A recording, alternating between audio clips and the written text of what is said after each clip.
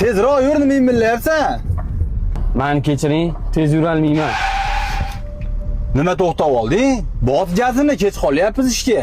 Xo'jayin, to'xtab olganim sababi ertalab uydan chiqayotganimda ishga kech qolmay deb dadam bozorga borib xarajat qilib kelgin dedilar.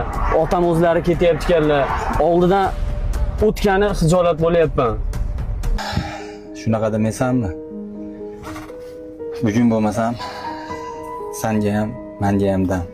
Mana pulni olib, otangni yaxshi joyga olib borib mehmon qilgan.